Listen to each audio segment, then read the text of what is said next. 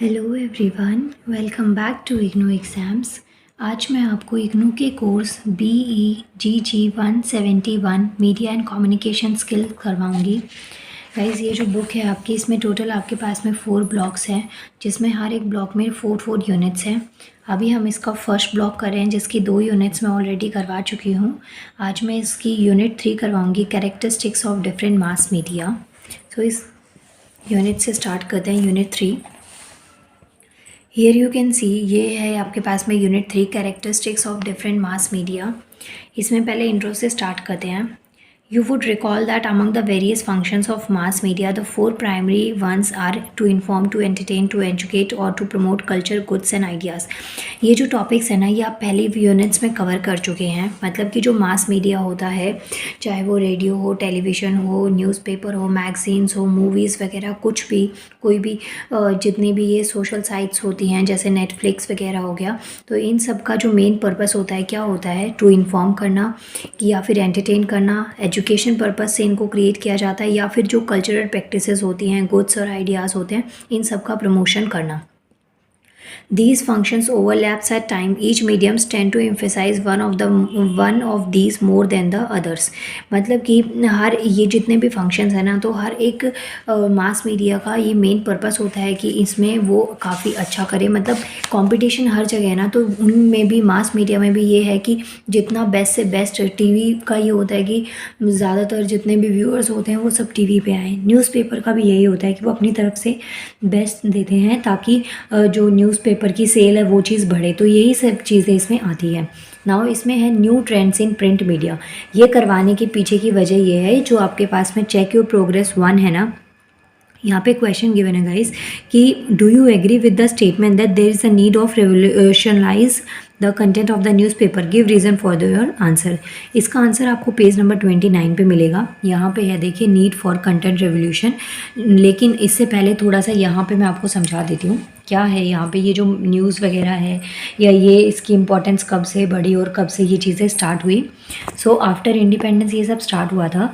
Certain innovations in the printing technology and the other social economic developments have had a significant effect on the role and the functions of the print media। मतलब कि independence के बाद में, और जैसे जैसे technology में growth होने लगी, उसके बाद में जितने भी रोल्स और फंक्शंस होते हैं जो ये मास मीडिया, प्रिंट मीडिया के, तो इनमें काफ़ी ज़्यादा आपको चेंज दिखा था, और मतलब कि आने लगा। इसमें एक तो था कमर्शलाइजेशन होने लग गया था। सेकंड, जो नई नई टेक्नोलॉजीज़ आने लग गई थी। पहले सिर्फ 1-2 न्यूज़पेपर्स होते थे, उसके बाद में बहुत सारे, और आज की डेट में तो इतने सारी वैरायटी के न्यूज़पेपर, हर एक लैंग्वेज में, हर एक एरिया वाइज आपको डिफरेंट तरीके से मतलब ये चीज़ें मिल जाती हैं। प्लस अभी जो मॉडर्न एरा चल रहा है, उसमें सिर्फ न्यूज़पेपर ही नहीं, आप साइट्स पे भी जाके, ऐप्स वगैरह से भी आप इन सब चीज़ों का मटेरियल कलेक्ट कर सकते हैं। तो मतलब अभी ये है कि हमारे पास जैसे जैसे टेक्नोलॉजी बढ़ती जा रही है, सोर्सेज भी क्या हो रहे हैं, बढ़ते जा रहे हैं।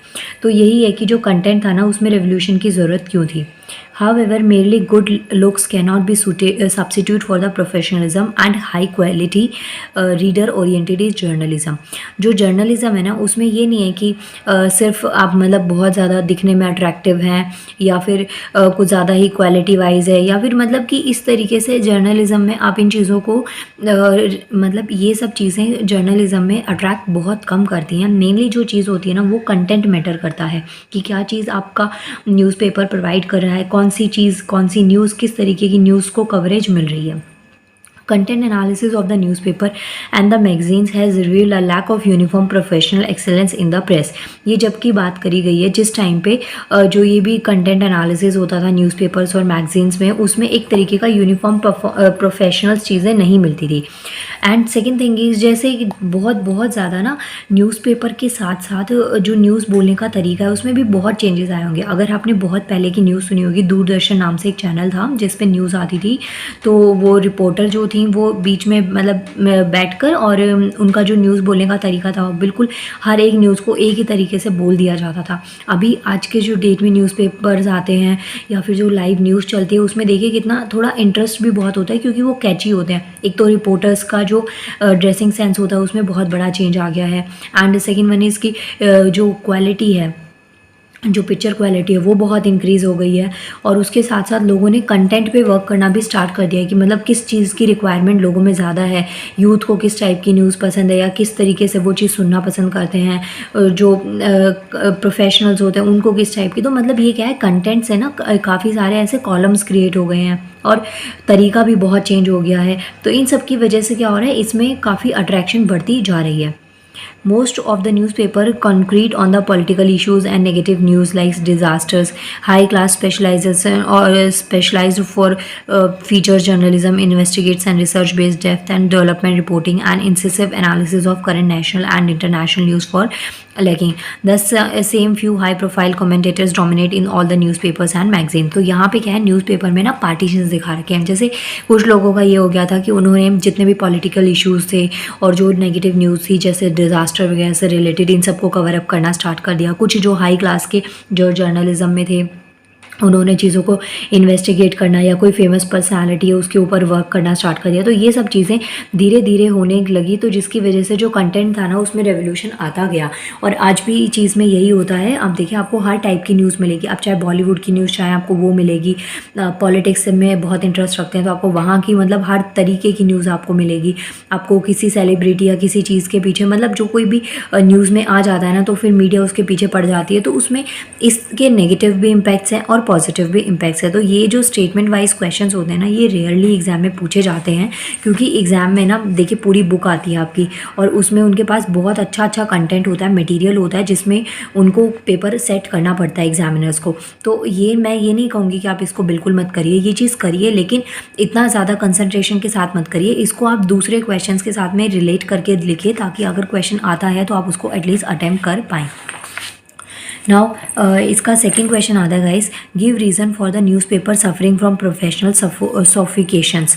तो आपको यहाँ पे रीज़न देना है। इसका आंसर मिलेगा आपको पेज नंबर 29 पे। यहाँ पे देखिए, the trend towards commercialisation become even more pronounced as the newer printing technologies were increasing. मतलब जो कमर्शलाइजेशन था, मतलब कि जैसे एडवर्टाइजमेंट्स आती हैं, न्यूज़ आती है और लोग ना अपने एड्स वगैरह को प्रमोट करने के लिए, अपने प्रोडक्ट्स को प्रमोट करने के लिए ना न्यूज़पेपर की हेल्प लेते हैं, मैगजीन्स की हेल्प लेते हैं। अभी मॉडर्न एरा में तो मेट्रोज़ की या फिर जो भी बैनर्स वगैरह होते हैं इनकी हेल्प ली जाती है। लेकिन जैसे जैसे कमर्शलाइजेशन बढ़ा था तो उस टाइम पे जो प्रिंटिंग टेक्नोलॉजी है वो काफ़ी ज़्यादा अमाउंट में बढ़ने लग गई थी।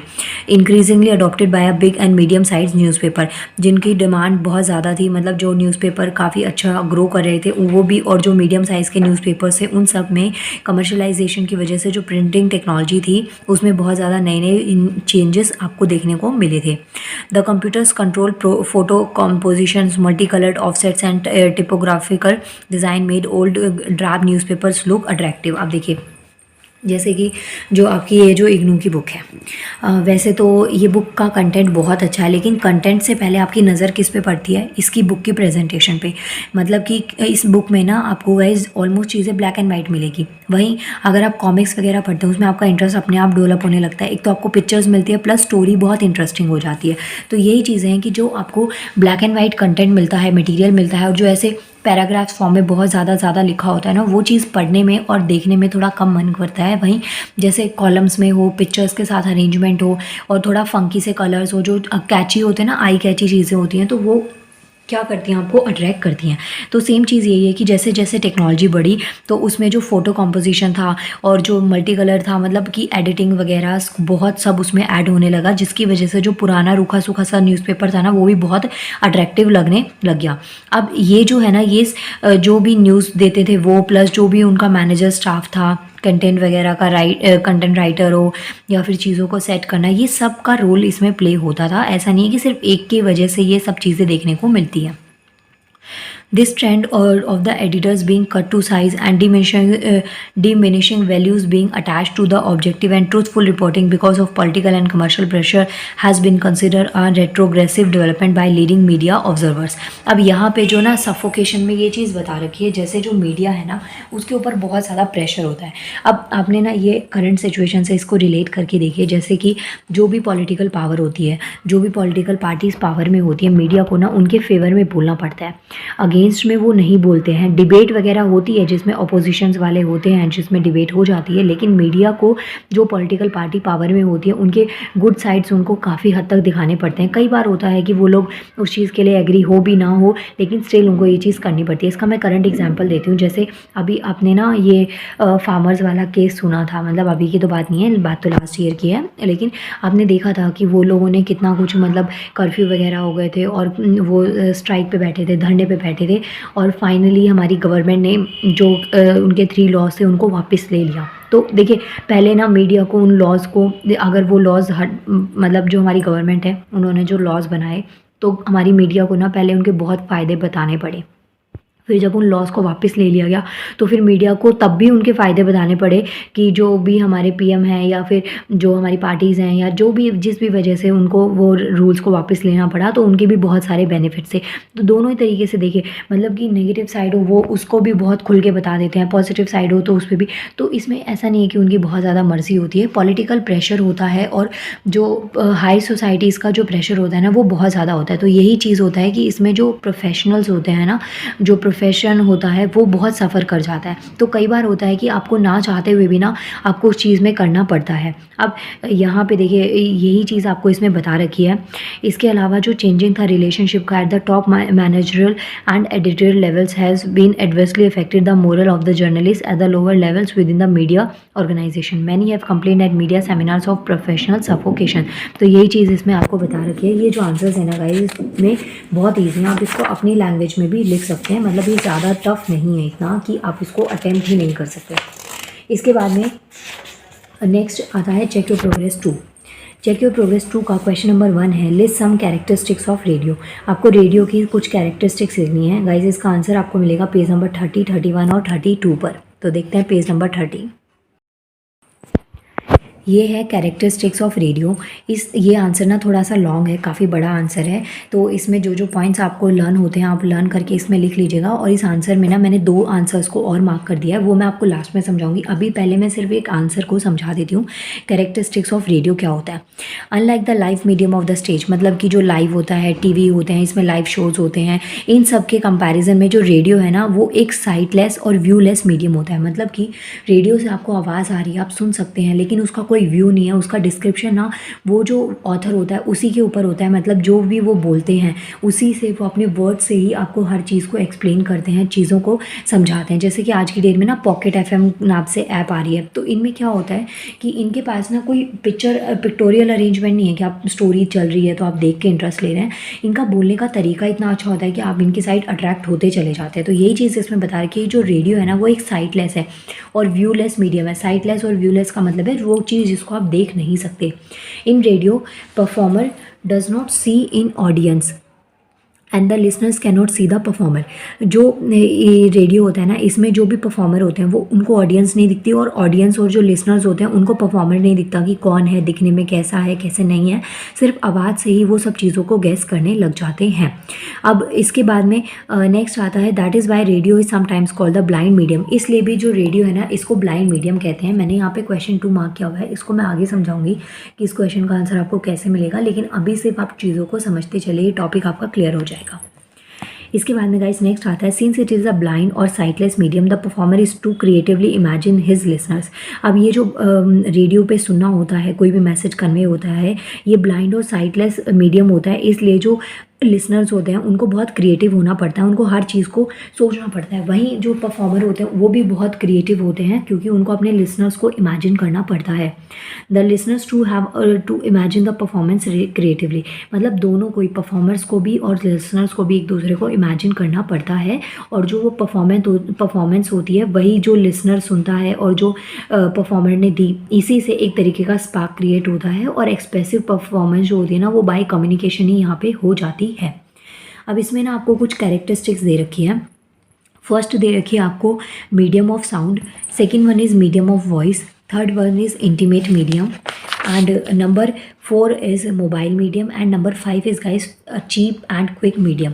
टोटल आपको 5 कैरेक्टरिस्टिक्स दे रखी हैं। आप इस आंसर को ऐसे भी अटैम्प्ट कर सकते हैं, कैरेक्टरिस्टिक्स ऑफ रेडियो आपने लिखा, थोड़ा सा ये इंट्रो दे दिया, उसके बाद में इन 5 पॉइंट्स को आपने पहले ऐसे फ्लो चार्ट की फॉर्म में इन 5 पॉइंट्स को लिख दिया। उसके बाद में हर एक पॉइंट पे आप 2-2 से 3-3 लाइन्स को एक्सप्लेन कर देना, ताकि आपका जो आंसर है ना पूरा प्रॉपर लेंथ के साथ में हो जाए। अब इसमें फर्स्ट आता है medium of sound. Medium of sound में क्या चीज़ आती है? It is an exclusive medium of sound, it is a oral और ऑडिटरी मीडियम। जो मीडियम ऑफ साउंड है ना, ये क्या एक्सक्लूसिव मीडियम है साउंड का। ये ओरल हो सकता है, ऑडिटरी हो सकता है, मतलब जिसको बोलकर और सुनकर समझा जाए। These are 3 elements, there are 3 elements of radio broadcast. तो यहाँ पे जो रेडियो ब्रॉडकास्ट है उसके टोटल 3 मीडियम्स होते हैं। फर्स्ट होता है स्पोकन, किसी चीज़ को बोला गया है, स्पोकन वर्ड्स होते हैं। उसके अलावा म्यूज़िक का, जैसे कई बार होता है ना ट्यून्स वगैरह होती हैं, उनसे जो फ्लूट वगैरह हो गई या ट्यून्स हो गई, उससे भी आपने चीज़ों को समझा। और लास्ट वन होता है साउंड इफेक्ट। साउंड इफेक्ट कैसा है? जैसे कि लाउड म्यूज़िक होता है ना, पार्टी सिस्टम्स होते हैं, तो उसमें ना फ्रीक्वेंसी रेंज इतनी ज़्यादा सेट होती है कि आपको, अब नहीं भी आपको आता है डांस, नहीं भी आप डांसर है, तो भी उस लाउड म्यूज़िक पे आपके पैर हिलने लग जाएंगे, आप इंजॉय करने लग जाएंगे। जो लो म्यूज़िक होता है, सैड म्यूज़िक होता है, वो इतना सैड होता है, इतना सूदिंग होता है कि आपका नहीं भी मन होगा ना, तो भी आप, अगर आप उसको ध्यान से सुन रहे हैं, तो आप वो चीज़, उस पेन को फील करने लग जाएंगे। यही पावर होती है साउंड में, कि कितना अच्छे से आपको जो परफॉर्मर होता है उसने वो साउंड आपको प्रोवाइड किया है। तो यही सब चीज़ें इसमें बता रखी हैं, तो आप इसको पूरे को कंप्लीट को पढ़ लेना। मीडियम ऑफ साउंड मैंने आपको शॉर्ट में बताया है कि मेनली इसमें इस चीज़ से रिलेटेड बात की गई है। नेक्स्ट आता है गाइस मीडियम ऑफ वॉइस। जो वॉइस है उसका मीडियम क्या चीज़ है? A radio listener has highly developed year और साउंड्स हैं। जो रेडियो लिसनर्स होते हैं ना, उनका जो साउंड होता है और जो डेवलपमेंट होती है सेंसेस वगैरह की, वो बहुत हाई होती है, क्योंकि उनको अपना परफॉर्मर दिखाई नहीं देता, उन्हें ये नहीं पता होता कि कौन है। वो सिर्फ नाम से और आवाज़ से पहचान लेते हैं। नाम वो जो परफॉर्मर ने बताया होता है, और साउंड को वो बहुत अच्छे से कैप्चर कर लेते हैं। तो इसलिए उनकी जो साउंड सिस्टम होता है या साउंड सेंस होती है, वो बहुत इफेक्टिव होती है।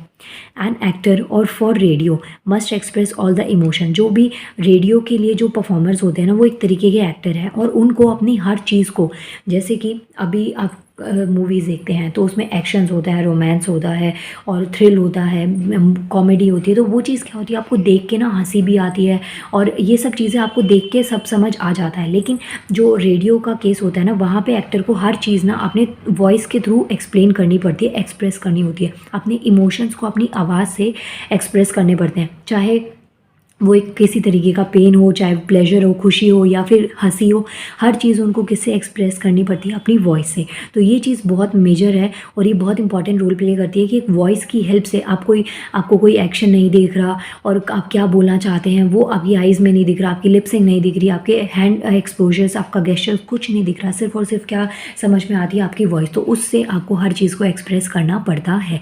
मीडियम ऑफ वॉइस में ये चीज़ आती है। तो यहाँ पे सिर्फ और सिर्फ वोकल जो होती है वही एक्टिविटीज़ होती हैं। He is not wearing any costume और मेकअप। उसके अलावा उसने ना कोई कॉस्ट्यूम पहनी होती है। कॉस्ट्यूम इन द सेंस कि कोई पर्टिकुलर कॉस्ट्यूम, जैसे कि आपने स्टेज परफॉर्मेंस देखी होंगी, तो उसमें सॉन्ग के अकॉर्डिंग या जो थीम होती है उस अकॉर्डिंग कॉस्ट्यूम्स होती हैं। तो ऐसा रेडियो जॉकर्स में ऐसा नहीं होता है। वो कुछ भी अपने जो उनके नॉर्मल कपड़े होते हैं वो पहनते हैं। उनको किसी मेकअप की, वो उनका जो मेकअप है वो आपको कुछ भी ऐसी चीज़ें नहीं दिखती। वहीं आप रियलिटी शोज़ में देखिए, चाहे डांस के हों चाहे म्यूज़िक के हों, तो उसमें हर चीज़ पे ध्यान दिया जाता है वॉइस के साथ साथ।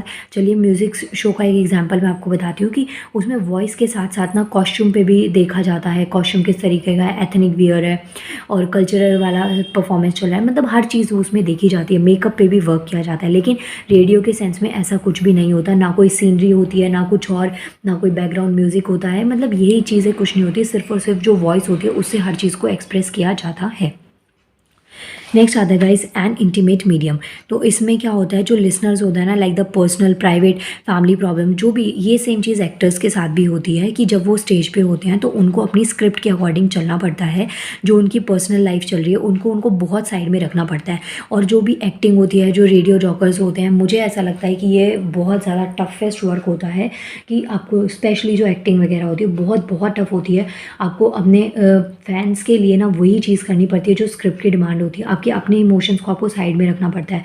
बहुत ज़्यादा आप परेशान हो, उस टाइम पे भी आपको सब कुछ बुला के हंसना पड़ेगा अगर वो स्क्रिप्ट की डिमांड है। तो ये चीज़ें बहुत टफ होती है। इसमें भी यही चीज़ें आपको बता रखी है कि एक इंटीमेट मीडियम होता है। इसमें हर चीज़ को जो परफॉर्मर होता है उसे अपनी हर चीज़ को साइड में रख के और मेन चीज़ कंटेंट के ऊपर वर्क करना पड़ता है।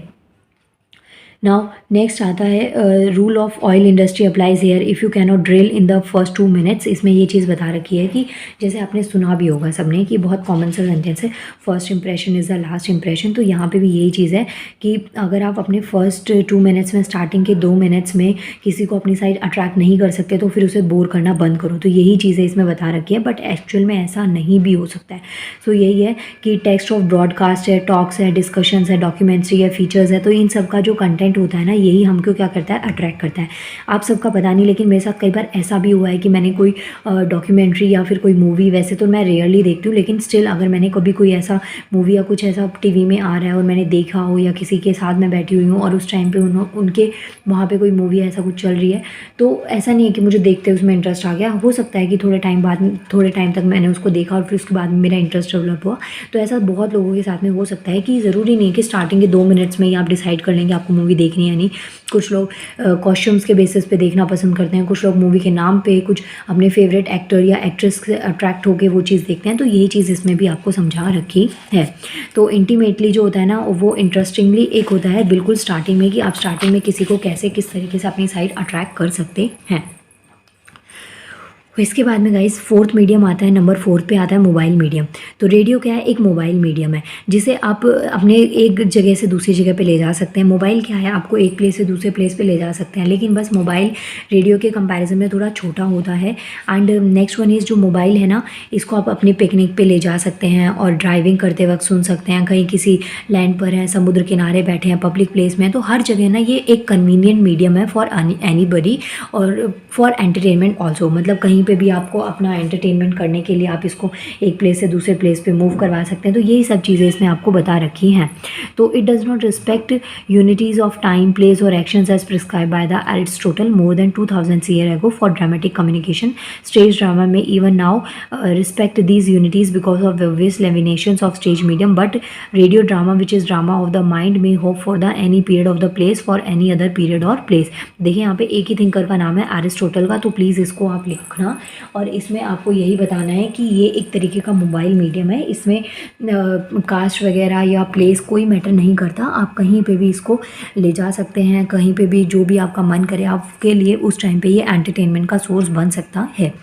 इसके बाद में नेक्स्ट आता है चीप और क्विक मीडियम है। चीप का मतलब कि इसमें ज़्यादा एक्सपेंसेस नहीं लगते, ज़्यादा खर्चा नहीं आता है, तो ये मच चीपर है। क्विकर मीडियम है एज़ कम्पेयर टू टेलीविज़न, क्योंकि उसमें आपको केबल चाहिए होती है, सेटअप लगाना पड़ता है, प्लेस डिसाइड करना पड़ता है, क्योंकि इसको बार बार टीवी को आप मूव नहीं करवा सकते। लेकिन रेडियो के साथ में ऐसा कुछ भी नहीं है।